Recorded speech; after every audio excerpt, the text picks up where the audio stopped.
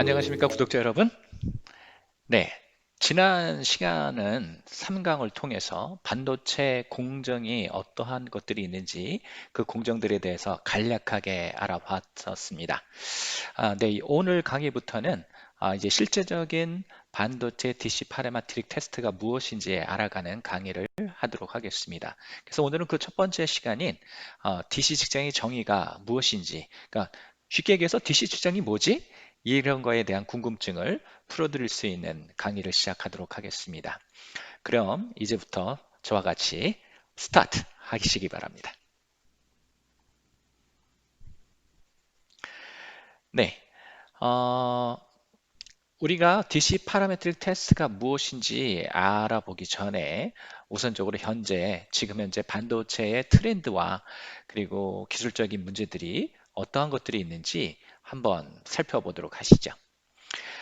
첫 번째는 디바이스 소자들이 작아지고 있다는 것이죠. 뭐, 그 반도체의 기술 트렌드가 계속 슈링크돼서 작아지는 트렌드를 갖기 때문에 여전히 계속 작아지고 있고, 지금 현재 뭐 10나노, 7나노, 뭐 5나노도 개발하고 있고, 뭐 이런 얘기들이 계속 나오고 있죠. 그런 다음에 각 소자들이 굉장히 증가를 하고 있습니다. 즉, 예를 들어서 예전에 한 10년 전에는 뭐 수백 개, 수천 개의 트랜지스터가 들어가 있는 IC가 쓰였다면 지금은 뭐 수만 개, 수십만 개, 뭐 백만 개, 뭐 이렇게 들어가는 디바이스들이 점점 복잡해지고 있다는 것이죠. 그렇게 소자들이 많이 들어가게 되다 보니까 무슨 문제가 생기냐면 신뢰성 문제가 생기게 됩니다. 즉, 그 많고 많은 디바이스들 가운데 한 개라도 죽어버리면 IC를 못 쓰게 되기 때문에 신뢰성에 대한 문제가 많이 생기고 있죠. 그런 다음에는 그렇게 복잡한 디바이스를 만들기 위해서는 말 그대로 반도체를 만드는 그 공정의 수도 굉장히 많이 증가를 하게 됩니다. 그러다 보니까 시간도 많이 걸리고 비용도 많이 발생하게 되는 것이죠. 그리고 그러한 공정들을 거치면서 미세하고 작은 디바이스를 만들다 보니까 그 공정이 예전보다는 더 정밀도를 요구하게 되는 겁니다. 정밀도를 요구하게 되다 보니까 어떤 거는 잘 만들어지고 어떤 건 잘 못 만들어질 수도 있는 문제들이 생기겠죠. 그래서 이 반도체 공정에 대한 유니포미티, 그 일관성 있는 프로세스가 굉장히 중요해졌습니다. 그리고 그 다음에는 일드가 상승해야 되는데 이것은 결국 반도체를 만드는 공정 비용과 생산 비용과 연관이 있기 때문에 일드에 대해서 더욱더 관심이 높아지고 있습니다. 앞에서 말씀드렸던 모든 것들이 결국은 이 생산 비용의 증가를 뜻한다는 것을 알 수가 있습니다. 네, 그러면 음, 우리 DC 파라메트릭 테스트라는 것이 과연 반도체를 만드는 어떠한 공정 안에 들어가 있느냐라는 것을 보실 수가 있겠는데요. 처음에 제가 반도체 공정에서 말씀드렸던 것이피 이 어, 그러니까 결국 모래죠. 모래에서 실리콘을 추출해서 웨이퍼 프로세스, 그러니까 웨이퍼를 만들어내고 거기에서 프로세스를 거쳐서 반도체를 만들어내는데 그 중간중간에 파라메트릭 테스트라는 공정을 통해서 어, 트랜지스터가 정확하게 만들어지고 있는지, 뭐 다이오드가 정확하게 만들어지고 있는지, 이러한 반도체 소재들이 잘 만들어지고 있는지를 전기적인 특성을 검출해내는 측정 방법이 바로 DC 파라메트릭 테스트라는 것이죠. 그리고 제가 공정에서 말씀드렸던 것이피 이 몰딩 이후에 패키징을 한 몰딩 이후에 측정하는 것을 파이널 테스트라고 얘기를 하고요.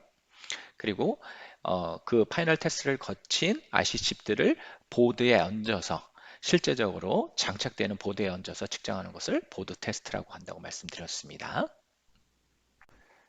네, 다음은 DC 파라메트릭 테스트가 무엇인가? 이제 실제적인 정의가 나왔죠. 지금 그림에서 보시는 것과 같이 트랜지스터, 그리고 다이오드, 레지스터, 캐패시터가 있습니다. 이러한 반도체 소자를 단일 소자라고 얘기를 하죠. 한 개의 트랜지스터, 한 개의 다이오드, 한 개의 레지스터, 한 개의 캐패시터. 이러한 단일 소자들에 대한 정기적인 특성을 측정을 해내서 이 생산 공정의 프로세스, 그리고 디바이스 디자인을 하기 위한 여러 가지 파라미터들을 측정해내는 것이죠. 그래서 데이터를 한두 개만 뽑아내는 것이 아니라 막 수백 개, 수천 개, 수만 개, 수십만 개, 수백만 개 굉장히 많은 파라미터를 추출해낸다 해서 이제 파라메트릭 테스트라고 얘기를 하게 되는 것이죠.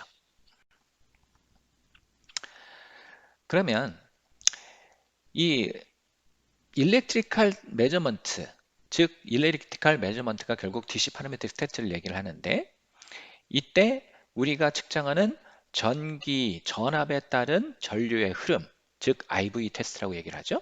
그리고 전압에 따른 캡의 양, CV 테스트라고 얘기를 합니다. 이러한 단일 소자의 측정과 그리고 각각 어떤 단일 소자에서 여러 가지 파라미터를 갖습니다.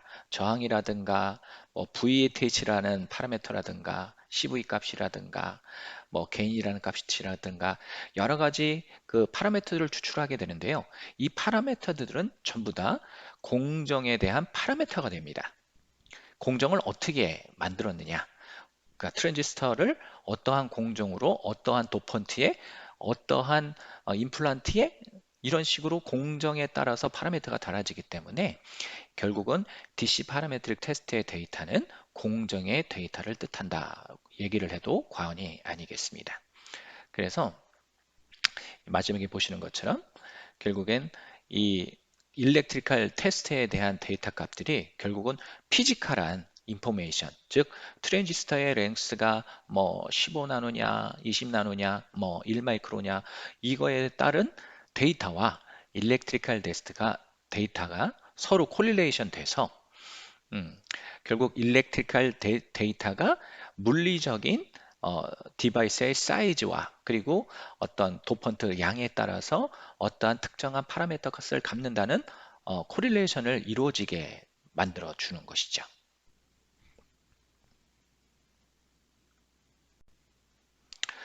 네, 그렇다면 우리가 파라메트릭 테스트, 디지털 파라메트릭 테스트를 왜 사용하느냐? 앞에서도 중간중간 제가 말씀을 드렸지만 지금 프로세스가 그러니까 디바이스가 작아지는 경향으로 가다 보니까 디바이스는 작아지고 그에 따라서 공정은 굉장히 복잡해집니다.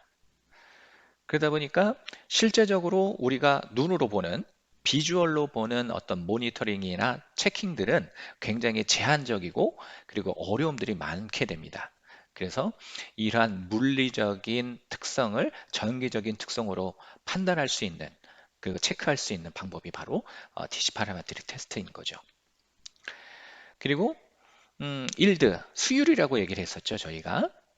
그래서 이 수율이 높은 수율을 유지를 해야 이 업계에서 그러니까 경쟁에서 이길 수가 있습니다. 즉 쉽게 얘기해서 어느 회사는 웨이퍼 한 장을 만드는데 100만 원이 드는데 어떤 회사에서는 50만 원만 든다. 그러면은 50만 원에 한 장을 만드는 이 회사가 더 수익이 많이 나니까 경쟁력이 더 뛰어나겠죠? 네. 그래서 이 일드의 값은 결국 매니팩처링 코스트와 굉장히 긴밀한 연관이 있다. 그래서 이 파라메트릭 테스팅이 결국은 이 공정을 관리하는 데 도움을 주는 파라미터다라는 것을 알 수가 있습니다. 그리고 어느 정도 전부는 아니지만요. 어느 정도 이 펑션 테스트를 대체할 수 있는 기능들이 있습니다. 왜냐하면 이 파라메트릭 테스트가 공정에 대한 어떤 대표값을 가질 수 있다고 말씀을 드렸잖아요. 그러다 보니까 어떤 칩 하나를 펑션 테스트를 모두 다 거치는데 비용들이 좀 많이 들어가거든요. 그걸 다 거치지 않더라도 웨이퍼가 잘 만들어졌는지 디바이스가 잘 만들어졌는지 유추해낼 수 있다는 것이죠. 그리고 이 펑션 테스트를 보통 저희가 AC 테스트라고 얘기를 하는데 이 AC 테스트는 굉장히 복잡해요. DC 테스트는 핀이 많아봐야 뭐 12핀, 뭐 48핀 그 정도의 그 핀 수면은 DC 테스트를 전부 다 커버를 할 수가 있거든요. 그런데 AC 테스트 같은 경우에는 뭐 미니멈 수십 핀, 많으면 막 수천 핀, 막 이렇게 니들이 그러니까 탐침이라고 얘기하죠. 탐침이 있어야 측정할 수가 있고 그리고 한 번에 인가해야 되는 어떤 시그널들이 굉장히 복잡합니다. 그러다 보니까 AC 테스트보다 조금 더 쉽게 접근할 수 있고 데이터를 뽑아낼 수 있는 게 바로 DC 파라메트릭 테스트다라는 것을 알 수가 있습니다. 네, 반도체 개발하고 그다음에 생산하는 플로우는 어떻게 되는지 요 차트를 한번 보시도록 하겠습니다. 여기 보시면은 랩, 네, 연구소죠. 연구소에서 사용되는 범위와 그리고 프로덕션 라인에서 사용되는 범위들을 볼 수가 있습니다. 그래서 우리가 처음에 어떤 특정한 새로운 디바이스를 만들어내기 위해서는 당연히 새로운 디바이스 디자인과 그리고 새로운 프로세스가 설정이 되게 됩니다. 그러면 이 새로운 디자인과 새로운 프로세스가 잘 돌아가는지 확인을 해야 되겠죠. 그래서 이때 사용되는 것이 트라이얼 웨이퍼라고 얘기를 합니다. 그래서 이 트라이얼 웨이퍼를 가지고 공정과 디바이스와 신뢰성 평가를 해서 이 새로운 디자인과 공정의 피드백을 주게 되는 것이죠. 그리고 그 피드백을 통해서 트라이얼 웨이퍼를 거쳤던 것을 또 한번 검증을 하게 되고 거기에서 어떤 조금 진보된 결과를 얻게 된다. 그러면 그것을 프로덕션 라인 쪽에다가 던져주게 됩니다. 프로덕션 라인에서 결국은 연구소에 웨이퍼를 돌리게 되는 것이죠. 즉 연구소의 웨이퍼를 연구소 라인에서만 돌리게 되면 실질적으로 생산은 양산하는 공정 라인에서 들어가기 때문에 반드시 이 트라이얼 웨이퍼도 공정 라인에서 이벨루에이션을 해야 되는 것입니다. 그래서 이 공정 라인 안에서 트라이얼 웨이퍼가 또 돌아가면서 공정과 디바이스에 대한 이벨루에이션 평가를 하게 되는 것이죠. 그래서 펑션 이벨루에이션도 하고 해서 이런 거에 대한 이제 모든 데이터를 취합을 해서 데이터 콜레이션을 하고 그리고 프로세스와 또한 일들을 향상할 수 있는 여러 가지 파라미터들을 계속 추출을 해서 요 루틴이 돌면서 프로세스와 그리고 디바이스에 대한 어, 개발을 계속 임플리먼트 그러니까 향상시키게 되는 공정을 계속 돌면서 하게 되는 것이죠.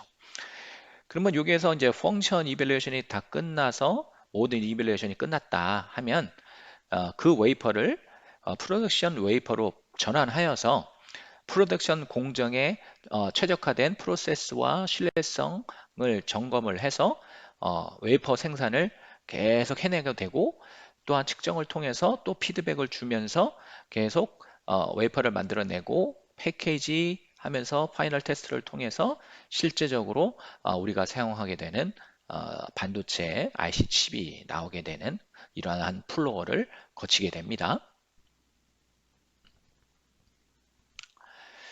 네. 그러면 이제 연구소에서의 웨이퍼가 개발 단계가 어떻게 되는지를 이제 표시해서 보여드릴 건데요. 하나의 웨이퍼 안에 이제 여러 가지의 이제 이런 다이들이 존재를 하죠. 그럼 이 하나의 다이 안에 굉장히 많은 세세하게 나뉘어져 있는 에어리어들이 있습니다. 그럼 이 에어리어들을 또 확대를 시켜보면 이러한 모듈과 같이 모듈이라고 얘기하는데요. 길게 모듈이 나열되어 있는데 그 안에를 보면 뭐 트랜지스터라든가 아니면 뭐 캐패시터라든가 레지스터라든가 다이오드라든가 여러 가지 반도체 소자들이 이 안에 많이 들어가 있는 겁니다. 뭐 수십 개, 수백 개가 아니고요. 수천 개, 수만 개들이 들어가 있어요. 왜냐면은 어떠한 특정한 디바이스를 새로 개발하게 된다 그러면 이 정기적인 파라미터를 정말 많이 뽑아내야 됩니다. 그래서 이 디바이스들도 마찬가지로 큰 것부터 작은 것까지 랭스가 크거나 위스가 크거나 작거나 이렇게 여러 가지 그 사이즈에 대한 베리에이션을 줘서 어, 그 사이즈에 따른 전개적인 특성들이 어떻게 나오는지를 반드시 검출해 내야 되기 때문에 이 실험하고자 하는 테스트용 태그 그리고 디바이스들이 이 안에 굉장히 많이 존재합니다.